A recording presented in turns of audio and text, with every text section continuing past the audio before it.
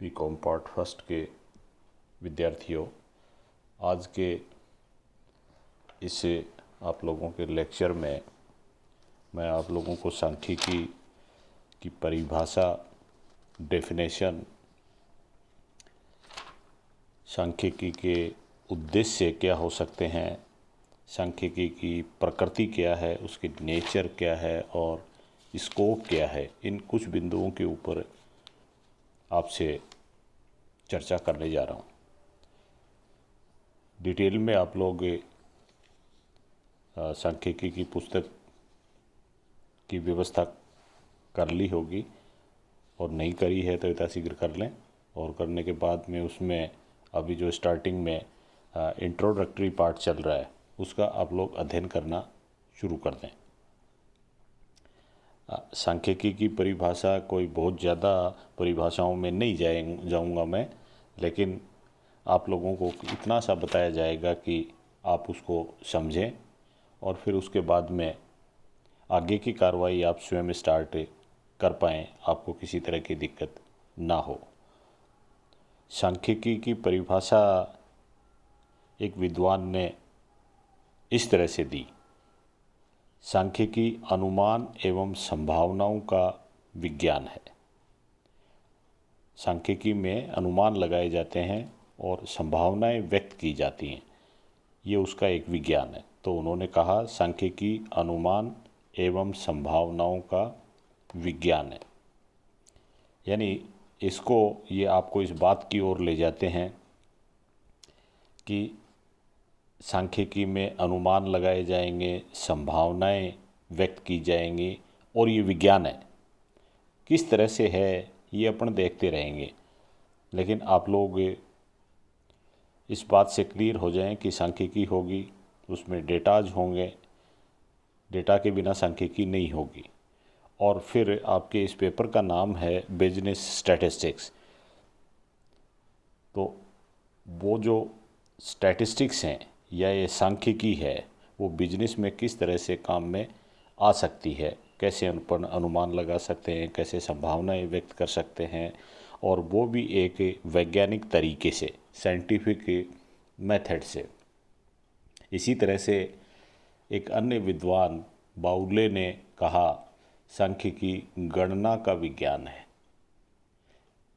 यहाँ भी आप लोगों को वो इशारा करता है कि ये विज्ञान है, विज्ञान की तरफ ले जाता है आपको। और विज्ञान किसका? गणना का। इसका मतलब ये है कि सांख्यिकी में कैलकुलेशन होंगी। तो पाउले के अनुसार हुआ सांख्यिकी गणना का विज्ञान है, साइंस ऑफ कंप्यूटेशन। ये इस तरह की कुछ प्रारंभिक परिभाषाएं बताई गई। लास्ट में निचोड़ के रूप में मैं 2-3 लाइनें आप लोगों को बता दूं, जिसमें सांख्यिकी के बारे में ये कहा गया है कि सांख्यिकी एक विज्ञान तथा कला है। यहाँ आप लोग इसको ध्यान से समझेंगे, सांख्यिकी एक विज्ञान भी है तथा कला भी है।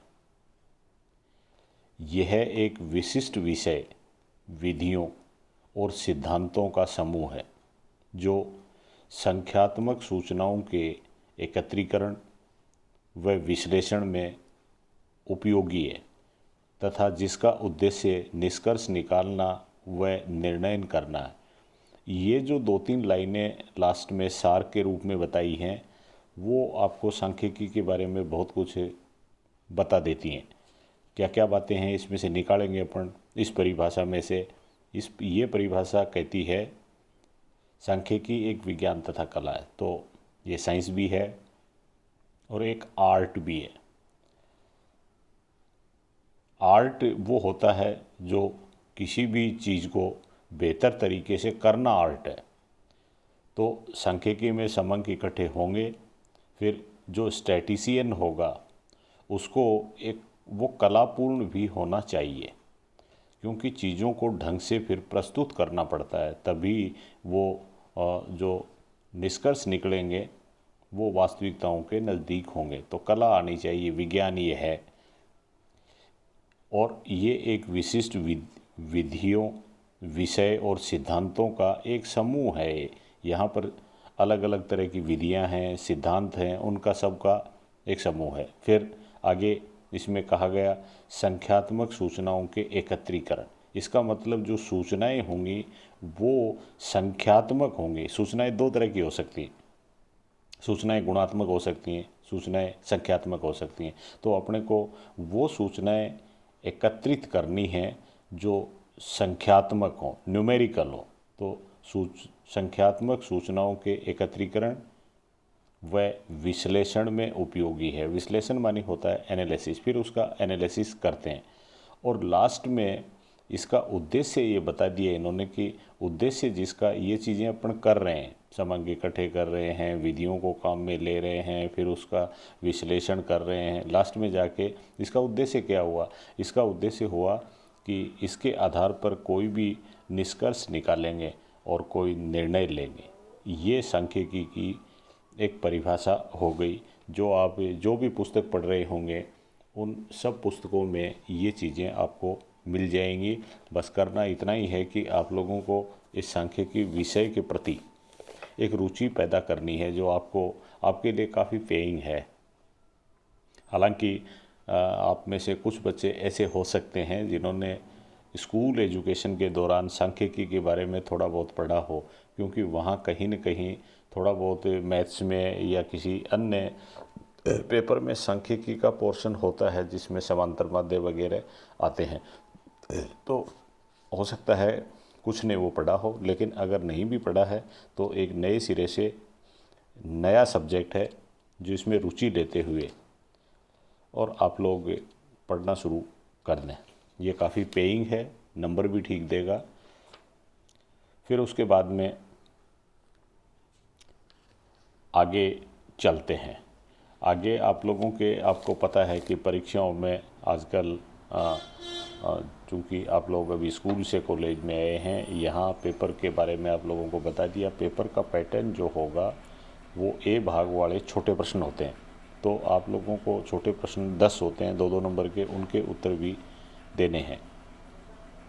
10x2 20 नंबर का पोर्शन वो होता है। इसलिए थ्योरी को भी आप लोगों को पढ़ना है, जिसमें कोई समस्या नहीं आने वाली है आपके। तो अब अगले हेडिंग में अपन देख रहे हैं सांख्यिकी का उद्देश्य। सांख्यिकी का उद्देश्य मैं बताता हूँ आप लोगों को कि सांख्यिकीय शोध का मुख्य उद्देश्य भूतकालीन तथा वर्तमान तथ्यों की तुलना करके ज्ञात करना है कि जो परिवर्तन हुए हैं उनके क्या कारण रहे हैं तथा भविष्य में उन परिवर्तनों का क्या प्रभाव पड़ेगा। इस प्रकार सांख्यिकी विधियों के प्रयोग द्वारा भविष्य के लिए कारगर योजना बनाने में मदद मिलती है। तो सांख्यिकी का मुख्य उद्देश्य ये है कि भविष्य के बारे में योजना जो बनाते हैं अपन, उसके संबंध में ये अपने को मदद करती है कि आगे व्यापार में किस तरह से परिवर्तन हो सकते हैं। ये आपको स्टैटिस्टिक्स काम में लेनी है बिजनेस के लिए। नेक्स्ट हेडिंग में अपन लेते हैं, क्योंकि इन्होंने ये कह दिया कि सांख्यिकी विज्ञान और कला दोनों है।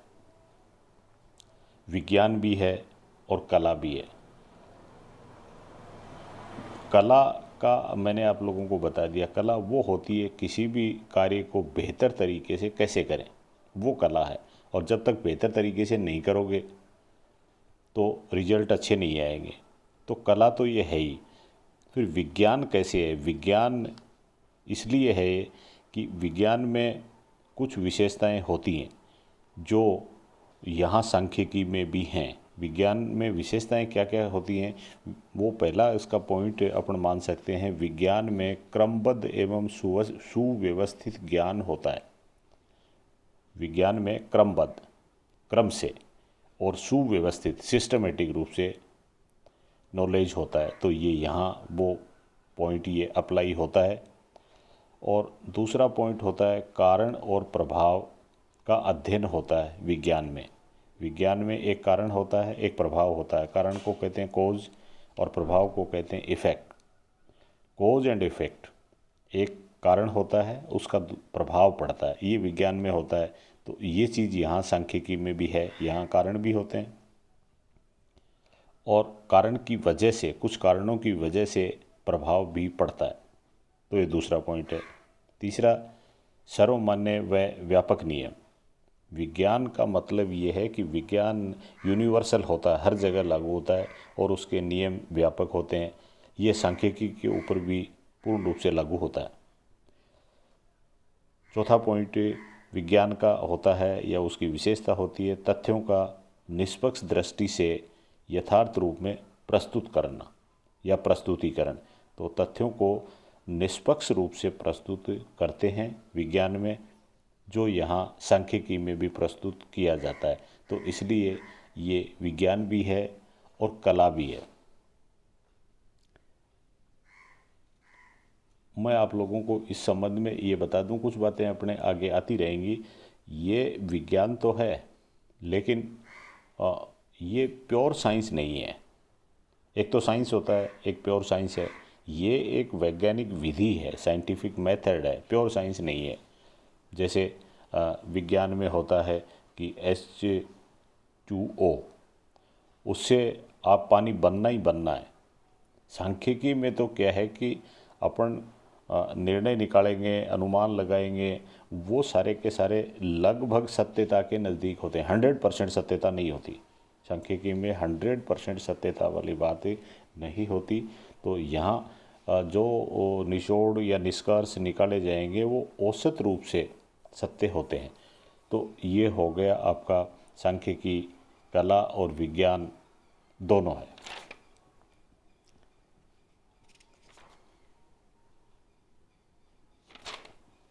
फिर उसके बाद में मैंने आपको बताया कि ये सांख्यिकी का स्कोप है, वो देखने जा रहे हैं अपन, स्कोप ऑफ स्टैटिस्टिक्स। तो स्टैटिस्टिक्स का क्षेत्र क्या है? क्षेत्र में दो चीज़ें शामिल कर सकते हैं अपने स्टैटिस्टिकल मेथड्स, यानी सांख्यिकी में अलग अलग विधियां होंगी, वो सांख्यिकी का क्षेत्र है, वो क्षेत्र के अंतर्गत आता है। और दूसरा एक है इसमें, इसी का क्षेत्र या स्कोप में है व्यवहारिक सांख्यिकी, अप्लाइड, यानी सांख्यिकी को फिर व्यवहार में काम में लेना।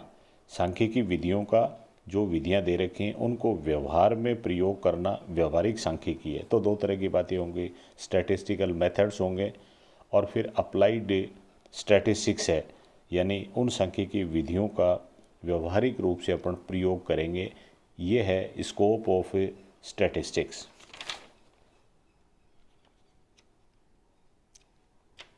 फिर उसके बाद में आप लोग एक अलग हेडिंग में ले सकते हैं फंक्शंस ऑफ ए स्टैटिशियन।